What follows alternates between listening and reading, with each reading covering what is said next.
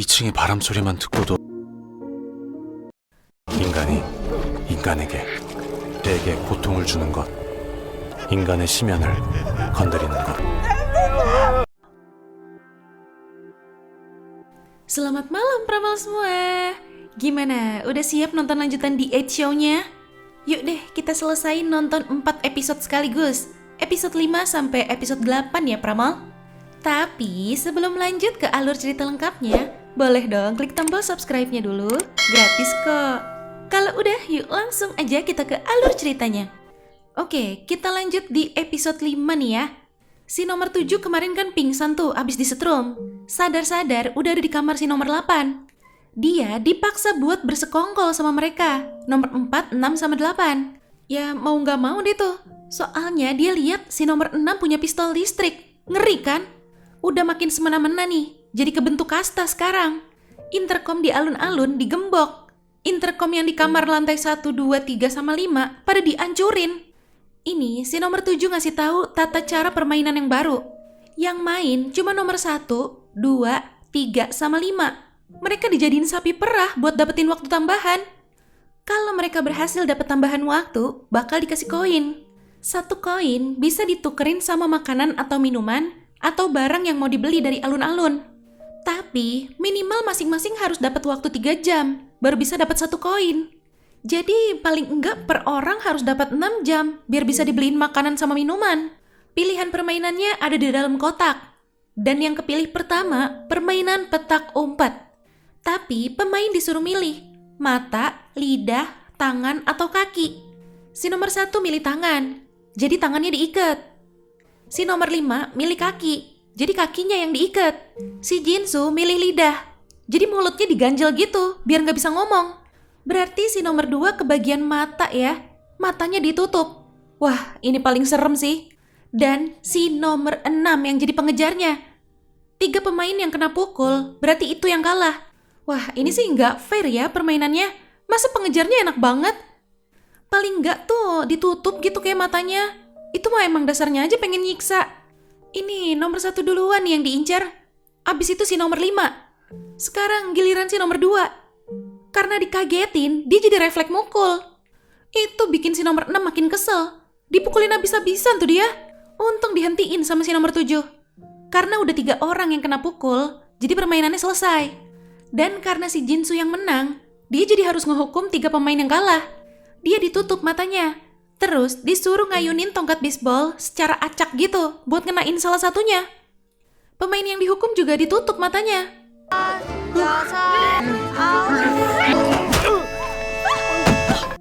Yang kena si nomor 1. Dari permainan itu, waktu bertambah 26 jam. Berarti mereka dapat 8 koin. Tapi katanya buat penyemangat, mereka dikasih 9 koin. Nah, sekarang mereka masing-masing disuruh nulis berapa koin yang mereka mau. Kalau dari tiap kertas di total lebih dari 9 koin, koinnya hangus. Wah, berarti mereka nggak boleh egois ya, biar kebagian semua. Jinsu langsung kepikiran. Takutnya ada yang serakah kan? Dia jadi cuma nulis 1. Udah nih, waktunya pembacaan hasil. Dan ternyata totalnya cuma 7. Yang lain pada nulis 2 koin. Cuma si Jinsu doang tuh yang nulis 1. Suwe. Karena cuma punya 1 koin, dia milih nukerin sama air minum aja tuh jadinya. Besok harinya, mereka mainin permainan kedua, yaitu permainan tebak kata. Mereka dikasih 20 kali kesempatan buat nanya cluenya. Ini sebenarnya si Jinsu sama nomor 1 udah tahu jawabannya. Tapi mereka nyoba ngasih kode ke si nomor 2, biar dia yang jawab. Dengan harapan, pas hukuman si nomor 2 kan tuh yang mukul. Kali aja dia bisa ngarahin pukulannya itu ke si nomor 6. 2층의 바람 소리만 듣고도 Tapi ternyata salah. Dia nggak sejago itu. Jinsu yang kepukul. Hari ke hari permainan masih terus berlanjut. Sampai di mana mereka nggak dapet koin karena hasil vote-nya lebih. Mereka pada protes dan gak mau balik ke kamar. Padahal udah keren tuh. Tetap gak ada yang mau maju walaupun dikasih 1 koin gratis. Pas ditawarin 10 koin, si nomor 5 maju dengan alasan katanya dia punya diabetes. Ini si Jinsu nemuin surat di selipan celananya. Ternyata itu dari si nomor 1. Dia ngajak Jinsu sama si nomor 2 buat berontak. Tinggal cari timing yang pas. Besok harinya, selesai permainan, si nomor 7 tiba-tiba ngasih tahu si Jinsu kalau suara obrolan mereka selama ini kedengeran dari saluran pengiriman. Jinsu ngasih tahu yang lain. Tapi tetap aja ya bingung, kenapa si nomor 7 baik gitu ngasih tahu mereka? Hari ini, si nomor 1 mulai ngasih aba-aba buat mulai aksi pemberontakannya. Dia mulai pura-pura sakit perut. Jadi besok paginya, dia bisa pura-pura makin kesakitan gitu. Tujuannya buat mancing orang-orang ngeselin itu biar pada datang ke kamar dia. Sementara di dalam, nanti tuh udah ada Jinsu sama si nomor 2 yang turun lewat saluran pengiriman. Tapi, ini si nomor 6 nyadar kalau itu jebakan. Akhirnya gelut deh tuh mereka.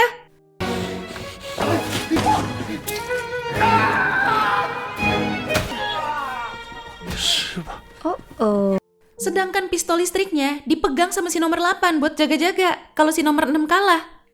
Tapi sayangnya, si nomor 6 yang menang. Dia minta pistol listriknya buat nyetrum mereka. Tiba-tiba si nomor 7 nyuruh mereka nyerang. Taunya baterai pistol listriknya udah dikosongin sama dia.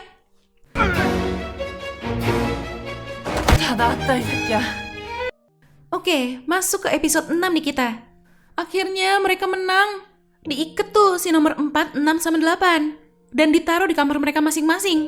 Sementara mereka bisa foya-foya di kamar si nomor 8 sambil nunggu waktunya habis. 그렇게 우리는 남은 시간이 모두 소진되면 내 결정에 따르겠다고 했다. 밥도 잘 먹었고. Tapi mereka juga tetap ngurusin keperluan yang pada diiket itu kok. Sampai di mana udah sisa 9 jam lagi. Sebelum tidur, mereka udah saling pamitan gitu. Tapi pas bangun besok paginya, mereka shock. Waktunya tiba-tiba nambah jadi 36 jam. Si nomor 2 kesel banget tuh. Dia jadi curiga, ada yang diam-diam nambahin waktunya. Besok paginya, tiba-tiba si nomor 4 teriak-teriak. Mereka langsung ngecek ke sana. Taunya, ada yang nyabut giginya itu. Tapi si nomor 4 gak tahu siapa pelakunya. Gara-gara itu, waktunya jadi bertambah banyak lagi. Aduh, sehari berlalu tapi gak ada korban. Dan anehnya, waktunya tetap bertambah. Di sini si Jinsu sadar. Mungkin aja sebenarnya ada yang disakitin, tapi gak kelihatan dari luar. Dia langsung ngecek ke si nomor 6. Dan ternyata benar, kuku kakinya dicabutin. Karena dia pakai sepatu kan, jadi gak kelihatan pas dicek kemarin. Kenapa si nomor 6 diem aja? Karena dia mikirnya paling juga salah satu dari mereka yang lakuin. Karena makin brutal, si nomor 2 jadi makin curiga. Di antara mereka ini pelakunya.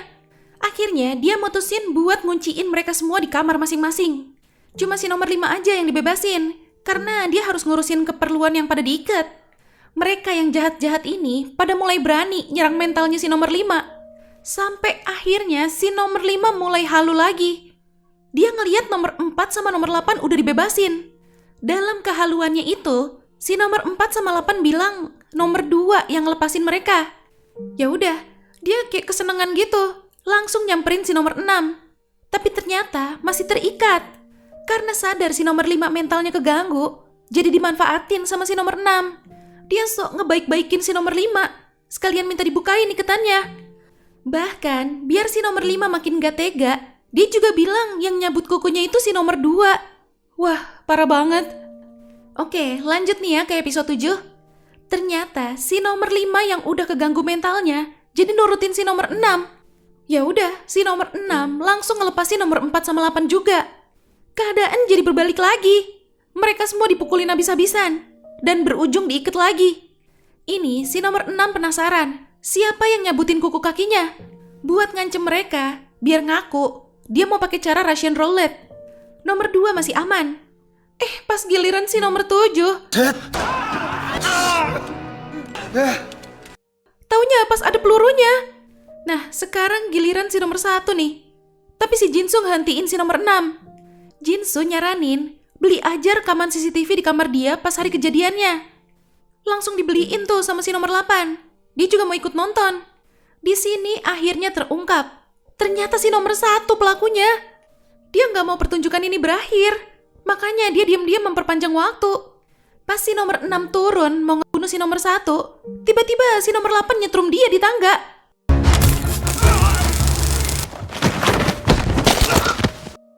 Jatuh tuh dia.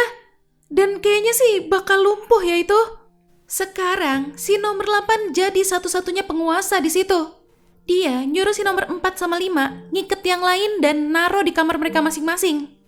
Ini dia mulai ngerasa harus bikin pertunjukan yang lebih-lebih lagi. Mereka semua disiksa berhari-hari, diikat ke bangku dan dibikin gak bisa tidur. Wah, human experiment itu udah hal yang paling kejam loh. 인간이 인간에게 대개 고통을 주는 것, 인간의 심연을 건드리는 것. Sementara dia nontonin mereka dari CCTV yang dia beli dengan harga mahal. Dan dia justru nikmatin itu semua. Karena menurut dia itu seni. Sumpah, psikopatnya udah parah banget ya nih mbak-mbak. Mana sempet-sempetnya beli anjing lagi. Dinamain Koko tuh anjingnya. Ini udah beberapa hari kemudian. Si lantai 1 tiba-tiba ngajak ngomong serius sama si nomor 4. Dia ngasih tahu kalau mereka sebenarnya bisa pindah kamar dengan harga 1 miliar won. Dia pernah nanya lewat intercom. Makanya dia bilang dia butuh uang 1 miliar kan? Itu tujuannya. Oke, kita masuk ke episode terakhir nih, episode 8. Di awal episode ini kita dikasih lihat masalah hidupnya si nomor 1. Ternyata anaknya sakit keras. Mana penyakitnya langka lagi. Karena nggak ada uang buat bayar biaya rumah sakit, anaknya jadi terpaksa dipulangin. Duh, kasihan ya. Nah, balik ke mereka lagi nih. Si nomor 4 ngasih tahu info tadi ke yang lainnya. Jadi, si nomor 4 setuju mau bantu mereka ngelawan si nomor 8. Kalau rencana ini berhasil, si nomor 1 janji mau nukerin kamar si nomor 4 ke lantai 8. Ya udah, yang lain juga setuju. Tapi masalahnya, dia kan harus standby di dekat si nomor 8 terus. Si nomor 2 nyaranin, minta bantuan dari si nomor 5. Gimana ya? Si nomor 5 tuh jadi makin parah halunya sekarang. Tapi nggak ada cara lain. Si nomor 4 disuruh usaha gimana pun caranya, biar si nomor 5 bisa diajak kerjasama. Setelah coba diajak ngobrol, ternyata berhasil nih. Dia mau bantu. Tapi ada syaratnya. Besok harinya, misi dimulai. Si nomor 4 ngajak nomor 8 buat main golf, seperti biasa. Sementara itu, nomor 5 mulai ngelepasin yang lain satu persatu. Nomor 1 sama 2 udah dilepasin. Pas mau naik ke lantai 3, si Koko ngeliat, jadi ngegonggong terus. Ini si nomor 5 ngajak Jinsu ikut ke lantai atas. Tapi nggak kuat saking masih lemesnya. Mana si Koko mau nyamperin lagi tuh. Nomor 8 juga langsung ngejar si Koko. Mereka harus buru-buru ngumpet. Salah banget. Masuknya ke kamar si nomor 6. Teriak-teriak tuh dia.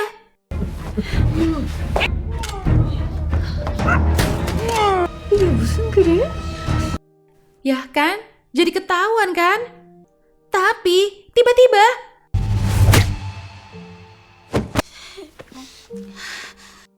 seneng banget tuh mereka.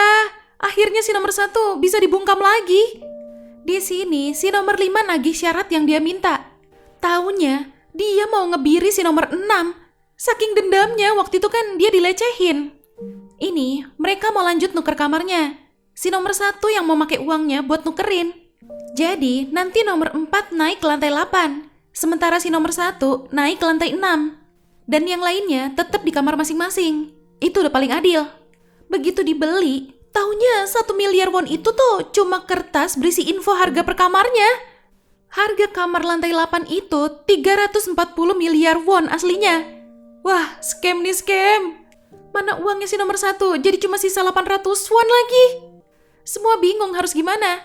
Coba minta pendapat si nomor 7 juga dia nggak tahu harus gimana. Nah, baru dikasih lihat nih. Ternyata dulunya si nomor 7 tuh sutradara. Pantesan aja ya selama ini dia jago kan nebak-nebak apa maunya penonton. Ini yang lain setuju pada mau patungan buat si nomor 1 dan mau nyelesain pertunjukan ini. Tapi tiba-tiba si nomor 1 ngehentiin mereka. 움직이지 말라고! 그러고요! 너무 좋아. Dia langsung ikut mereka di bangku. Mereka disuruh nonton aksi sirkusnya dia. Mana ekstrim banget lagi. Dia lompat-lompat di tali tambang itu.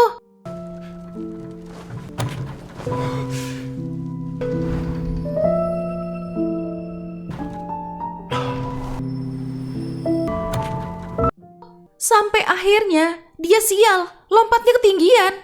Dia coba pegangan ke proyektor filmnya, tapi nggak kuat nahan. Proyektornya jatuh dan meledak. Sementara dia masih sempat pegangan ke tambang. Pas mau coba naik, ternyata gagal. Dia jatuh ke kobaran api itu. Si Jinsu berhasil ngelepasin ikatannya. Dia mau coba nolong. Nomor 7 sama 2 juga berhasil lepas tuh. Mereka berhasil madamin apinya. Tapi si nomor 1 udah sekarat. Luka bakarnya juga udah parah banget itu. Karena mereka panik nyari cara buat nolong, waktunya justru jadi melonjak lagi. Di sini si Jinsu sadar, biar waktunya nggak bertambah terus, CCTV-nya harus dihancurin. Dibantu sama si nomor 2 tuh.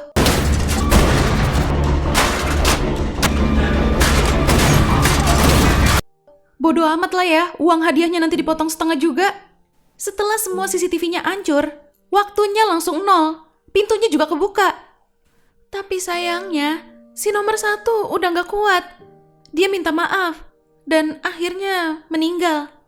Ini si Jinsu keluar, ngelewatin tirainya. Dia disambut sama tepuk tangan dan sorak-sorai.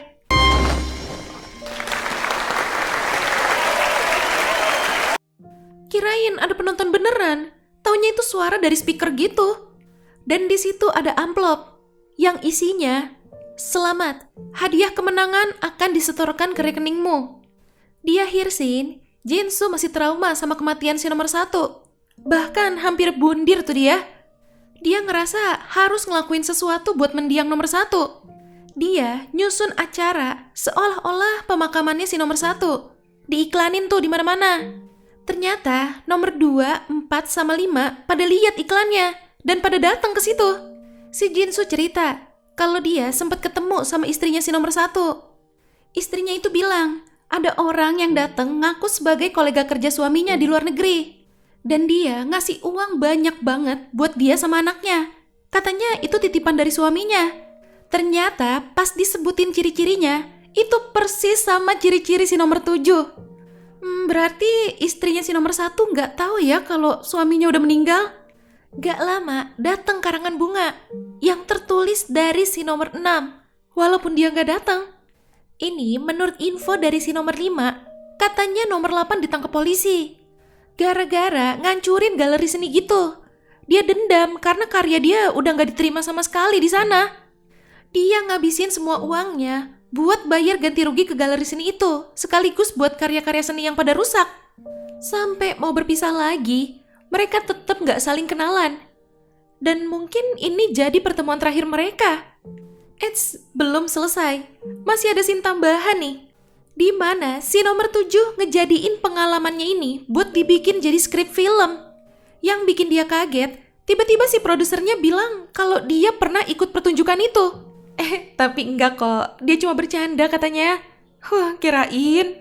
Skrip film yang dia buat ini, dia kasih judul The 8 Show. Ya, itu tadi alur cerita dari film The 8 Show episode 5-8. Wah, mantep sih. Deg-degannya dapet, sedihnya dapet, keselnya dapet, paket lengkap deh ya. Cuma yang masih ngeganjel, siapa orang di balik pertunjukan ini? Masalahnya hadiah uangnya itu gede banget loh. Menurut kalian gimana Pramal? Komen di bawah ya. Oke Pramal, jangan lupa ya follow Instagram kita @radiomalam.id. Sampai jumpa di ulasan alur cerita selanjutnya. Selamat malam.